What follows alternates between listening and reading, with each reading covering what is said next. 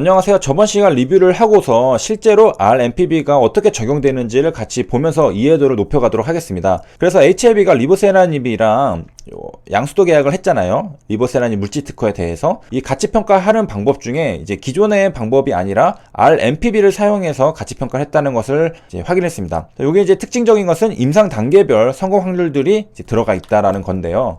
저번 시간에 요 이제 공식을 보면서 같이 공부를 했습니다. 그래서 이거를 이제 다른 페이지로 공부를 다시 복습하면서 이제 실제 사례도 보겠습니다. 그래서 여기 와서 보면은 똑같죠? 생긴 거 RMPB 토탈 우리가 이제 구하고자 하는 것은 요거고, 요거를 구하면은 이제 가치평가가 됐다라고 볼 수 있겠습니다. 밸류에이션이고, 여기 이제 분할을 이제 나눠져 있는 것을 보면은 여기 MPB가 하나 있죠. 요거는 바로 수익이고요. 그 다음에 여기 MPB가 있죠. 요거는 비용입니다. 비용이라는 것은 뭐 임상 개발에 들어가는 비용들을 말을 하겠죠. 그래가지고 요 수익에서, 수익은 당연히 시장에서 출시가 돼야지 나오겠죠. 요거 두 개를 이렇게 빼면은 나오는 게 바로 순수익입니다. RMPB를 구하게 되는 건데, 이런 방식을 사용하게 되는 이유는 위에서 보면은 약물 개발은 이제 조금 특수한 상황이 있는 거죠. 예를 들면은 개발 과정에 임상 단계라는 과정을 반드시 통과해야 돼만 이제 사용화가 되고, 그 다음에 이제 다음 임상을 진행할 수가 있기 때문에 이런 특수성을 감안한 방법이라고 볼 수가 있겠고요. 그래서 뭐 임상 성공률, 개발 비용, 개발 기간 이런 것들이 이제 변수로 들어가는 것을 확인할 수가 있겠습니다. 내려가서 이제 구체적으로 살펴보면서 저런 것들이 어떻게 들어가 있는지를 같이 좀 더 보도록 하겠습니다.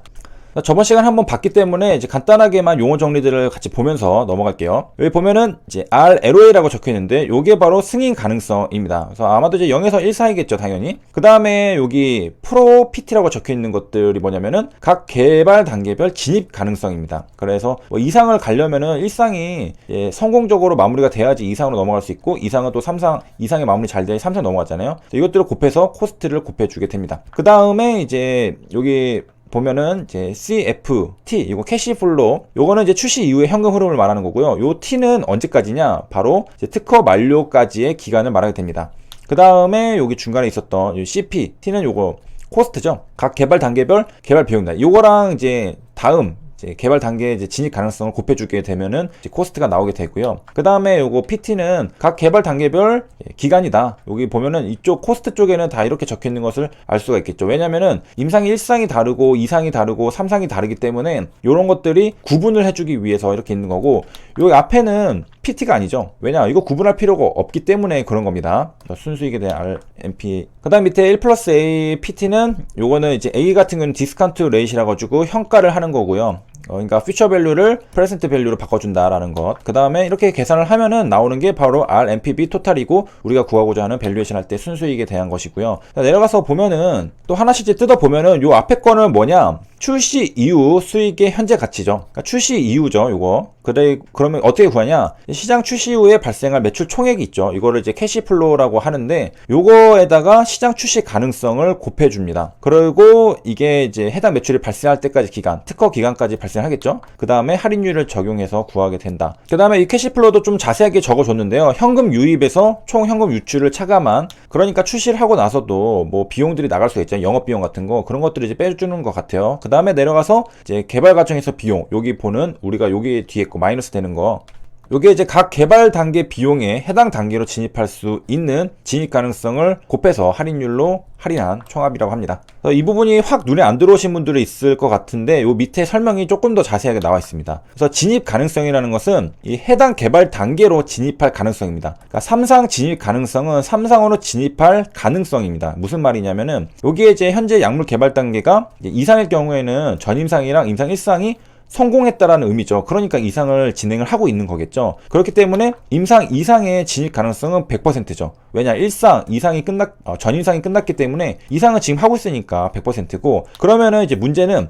3상 진입 가능성은 어떻게 되느냐? 이거는 이제 2상이 성공적으로 끝내야 3상이 진행되죠. 그럼 3상 진행 가능성은 2상의 성공 확률이죠. 그래서 좀 더 정확하게 말하면은 앞에 전임상이랑 임상이 다 100%를 성공했고, 그 다음에 임상 2상이 성공할 가능성, 뭐 예를 들어 60%라고 할게요. 그러면 이것까지 곱해줘야지 3상으로 진입할 가능성이 나온다는 거죠. 요게 곱하기 코스트를 해야지 된다는 겁니다. 이게 바로 여기 위에 있는 요거의 정확한 의미가 되겠고요. 그러니까 헷갈리면 안 되는 것은 3상 진입 가능성은 3상의 성공 확률이랑 헷갈리면 안 된다는 것을 말씀드리고 싶습니다. 2상의 성공 확률이 3상 진입 가능성을 나타낸다. 2상에서 3상으로 가는 거지, 3상 성공 확률 확률은 요 삼상 진입 가능성이랑은 관계가 없죠. 사실 또 궁금하신 분들이 계셨을 것 같은데 여기 승인 가능성이랑 요 개발 단계 진입 가능성 같은 거를 왜 구분을 했을까라고 생각하실 수 있는데, 이러면 이제 매년 각 단계마다 개발 비용이 발생할 가능성을 반영할 수 있기 때문에 이제 어느 개발 단계에 있어도 이제 이 수식을 적용 가능하다라는 점에 장점이 있기 때문에 이렇게 했다고 합니다. 내려가서 보면은 이제 RMPB 활용 사례라고 되어 있는데, 우리가 저번에 봤던 이상 지질 혈증이 나와 있네요. 요거는 이제 LDL이 높아지고 그 다음에 뭐 지질 같은 게 높아지고 그 다음에 HDL은 줄어드는 요런 거를 이상 지질 혈증이었죠. 만약에 이제 LDL 쪽만 HDL을 언급하지 않았다면은 요거는 이제 고지혈증이라고도 할 수 있고요. 사실은 고지혈증이랑 이상 지질 혈증은 같은 건데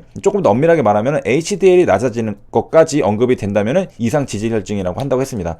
그래서 요거를 이제 보면은 치료제가 뭐였냐? 이 HDL 콜레스테롤 수치를 높여주는 동시에 LDL 콜레스테롤 수치를 낮추는 효과로 이상 지질 혈증을 치료하기 위한 치료제 임상 1상이 완료된 상태라고 했고요. 그 다음에 개발 단계에서 여기 빅팜으로 기술 이전할 예정이다. 이런 이제 기술 개요가 있습니다. 이거를 이제 보면요. 뭐 이제 기술성 분석 이런 것들 뭐 많이 하겠죠. 하지만 우리가 궁금한 것은 이런 것들 뭐 수학 분석도 있거든요. 이런 거를 보고 싶은 건 아니고 뭐 기술 요것도 소요 기간도 있고 성공 확률 이렇게 있고 나중에 올라서 요거는 이제 몇 개 좀 봐야 되겠죠. 내려가서 보면 이제 개발 비용도 있고 이것도 나중에 보고 우리가 이제 알고 싶은 것은 이제 어떻게 RMPB를 구하는지입니다. 근데 너무 길 것 같아가지고 끊고 다음에 좀 한 번에 또 하도록 하겠습니다.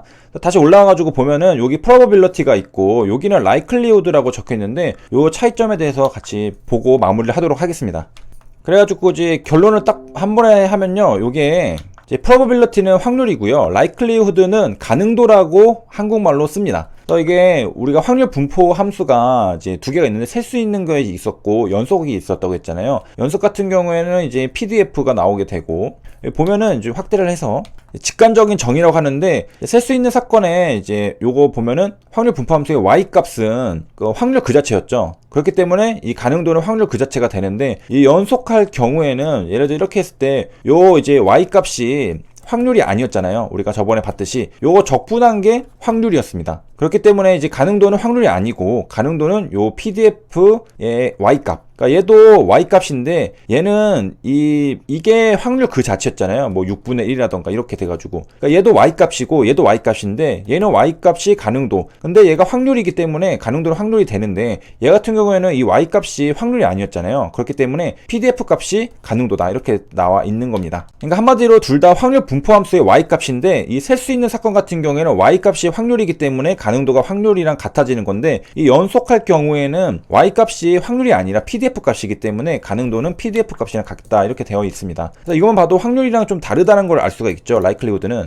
그렇기 때문에 가능도 함수는 확률 분포가 아니며 합하여 1이 되지 않을 수가 있습니다. 우리가 확률은 다 더하면은 1이 돼야 되잖아요. 하지만은 이 likelihood, 가능도는 합하여 1이 되지 않는다. 이것만 봐도 가능도는 확률이 아니구나라는 것을 확인할 수 있습니다. 그래서 다음 시간에는 요 매출액이나 이런 거 해서 RMPB를 실제로 어떻게 계산하는지를 같이 보도록 하겠습니다. 시청해주셔서 감사합니다.